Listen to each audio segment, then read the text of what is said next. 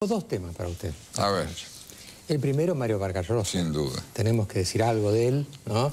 Yo tuve la suerte esta mañana de hablar con él por radio, ¿no? Así que creo que me parece que Santiago es la persona indicada para un comentario sobre el Premio Nobel de Literatura a Mario Vargas Llosa. Y segundo, la otra cosa que me movió a invitarlo fue la Feria de Frankfurt, ¿no? La Feria de Frankfurt que la Argentina ha llevado como ícono, justamente están hablando, Maradona, Eva Perón y el Che Guevara, ninguno de los cuales escribió un libro. Es un pequeño detalle, ¿no? Sobre el final agregaron a Jorge Luis Borges y a Julio Cortázar.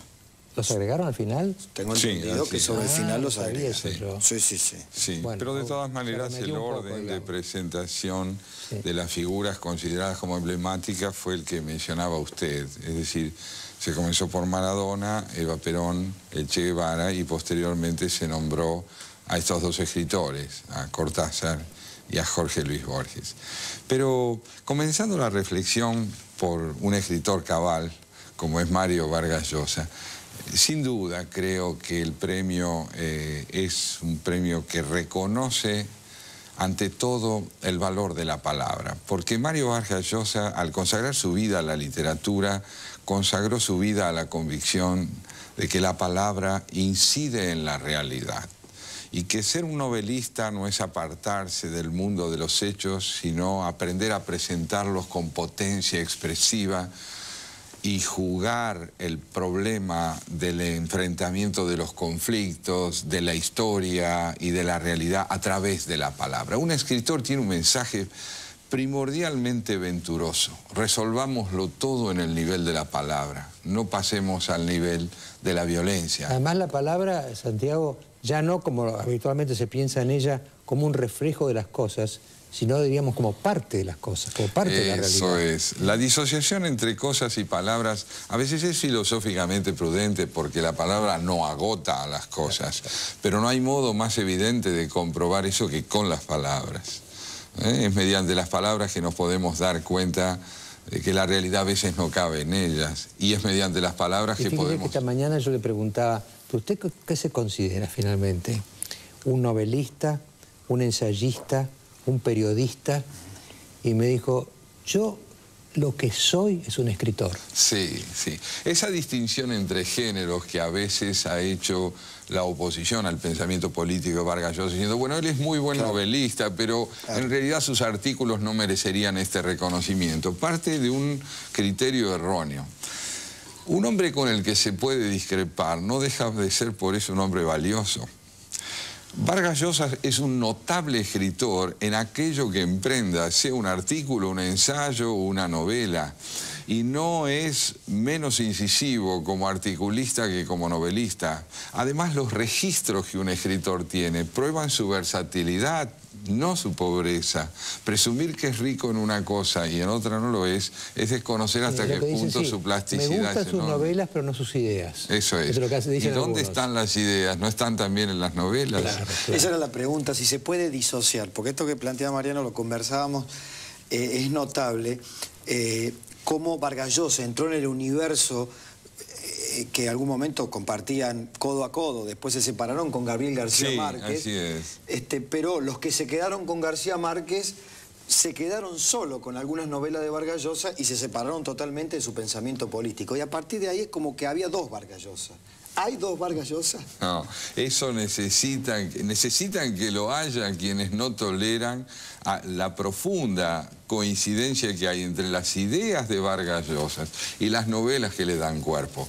Vargas Llosa desarrolla las mismas convicciones que tiene en política cuando hace literatura y proyecta sobre su prosa de ensayo y su prosa política la potencia expresiva y poética que tiene su prosa de novelista. O sea que le pregunté esta mañana, le pregunté porque él fue amigo de García Márquez, que es el otro premio Nobel latinoamericano, y después se apartaron, ¿no? Sí, sí, tuvieron diferencias. Entonces le dije, dígame, usted, Mario, ¿cómo ve ahora su relación con García Márquez a partir de la experiencia y del premio Nobel y demás? Entonces me dijo, dejémoslo para los historiadores. No quiso volver al tema. No quiso volverse a eso. Pero lo que hay que reconocer es que Perú está en un momento de reconocimiento mundial muy importante. Vargas Llosa, diría yo, que recibe este premio, que es la expresión de un proceso de reconocimiento general del Perú. Porque Perú en este momento es una de las naciones que han probado que pueden aprender de sus fracasos. Y esto es muy importante, no solo en política, lo es en la vida personal de cualquiera y lo es en la literatura también. Un escritor no se define tanto por las palabras que tiene a su alcance, sino por la pasión que pone en tachar. Porque tachar es corregir es aprender de los fracasos. No hay nada que demuestre más la potencia de una vocación literaria que las cicatrices que uno traza en el papel o en la máquina de escribir o en la computadora. Y yo creo que Vargas Llosa es un hombre que ha aprendido a pensar, es decir, a conciliar con matices notables todo lo que en la realidad le ha parecido significativo, tanto literaria como políticamente. Es además un hombre que le ha dado a la lengua castellana una elocuencia excepcional. Él fue muy modesto cuando recibió la noticia, dijo, bueno, no es a mí a quien han honrado, es a la lengua castellana. De acuerdo, pero la lengua castellana es lo que con ella hacemos. Claro. Y él ha hecho algo grande con la lengua castellana, ha mostrado su modernidad, la forma en que se concilian la imaginación y la experiencia, la relación profunda entre historia y espíritu crítico. Ha traído un mensaje de plenitud notable a través de su obra, que es mostrar cómo la palabra conciliadora, que reúne matices para ponerlos de manifiesto, es la verdaderamente elocuente de un momento de la cultura del país. Lo que usted dice, Santiago, en verdad, el caso de Alan García, hoy comentábamos otro día, todos somos recuperables, porque lo terrible de los 70 fue que cada bando consideraba que el otro era irrecuperable. Ahora, si no es recuperable, hay que matarlo. Yo diría que es el tránsito del totalitarismo a la política democrática, ¿no? Es decir, transitar del totalitarismo a la política democráticamente entendida es transitar de la idea de que el otro es prescindible a la convicción de que es imprescindible. Y esto en literatura es fundamental. Vean ustedes, Vargas Llosa es un gran novelista, vale decir, es un hombre que sabe cederle su voz a hombres y mujeres con los que no coincide. Claro.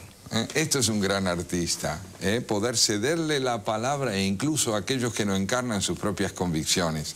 Es el gran director de orquesta para el cual no hay instrumentos prescindibles, pero que tiene un sentido de la melodía común. Creo que tenemos que celebrar lo que él ha hecho por la contemporaneidad y la vida de nuestro idioma y por mostrar esto que me parece esencial. Entre imaginación y realidad siempre hay complementación, porque de lo contrario no hay expresividad. Eso en cuanto a él, ¿no? Y en cuanto a lo otro que ustedes planteaban sobre la Feria de Frankfurt. Lo cierto es que la Feria del Libro ha sido instrumentada esta vez de una manera muy penosa, fundamentalmente como expresión de una orientación partidaria y de un proceso político liderado por el gobierno, por el oficialismo. No es que los escritores no hayan tenido lugar, pero se los presentó bajo el ala de una gestión de gobierno. Se presentó a esta oportunidad que la Argentina ha tenido de ser honrada como país huésped, ¿no? Como un país que tiene fundamentalmente un rostro, y es el del gobierno, o el de tres íconos que no son escritores. ¿Quién puede desconocer el valor relativo que tienen para un país cualquiera de sus figuras, incluso aquellas que puedan ser más discutidas? Pero aspirar a presentarlas como íconos, en este caso, significa reducir la potencia plural del país a tres figuras que en el campo de la palabra no han tenido ningún relieve. Más aún, yo diría, en el caso del Che Guevara y de Maradona, que son dos figuras que han hecho mucho más fuera del lenguaje que dentro de él.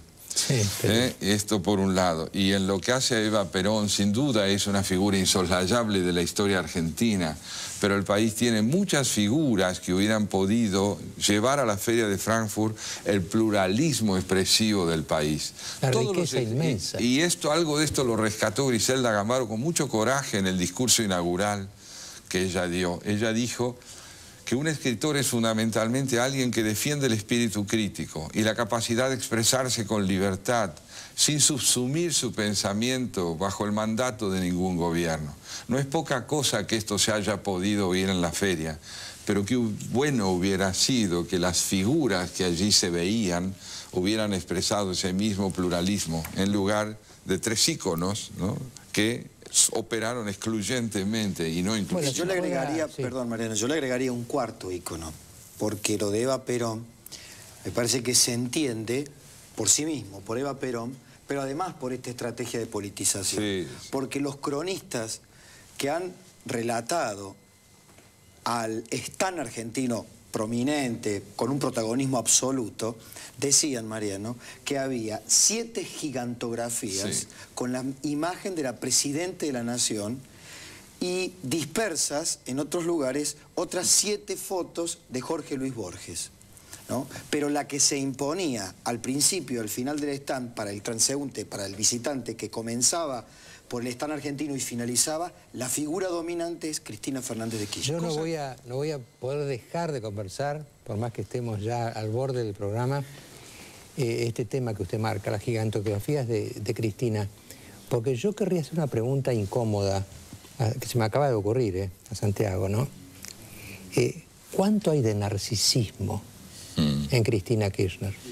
Bueno, yo creo que en general los gobiernos que tienden a tener esta característica fuertemente verticalista y monopolizadora de la palabra revelan hasta qué punto la presencia del otro es secundaria y periférica. El escenario general del stand argentino en la feria mostraba hasta qué punto las figuras protagónicas de la literatura fueron secundarias y las figuras centrales del gobierno centrales. Esto es una invitación al silencio, no a la palabra. Y esto también es narcisismo. Santiago, muchas gracias por acompañarnos. Gracias a usted. Muchas gracias. Nos quedan las conclusiones.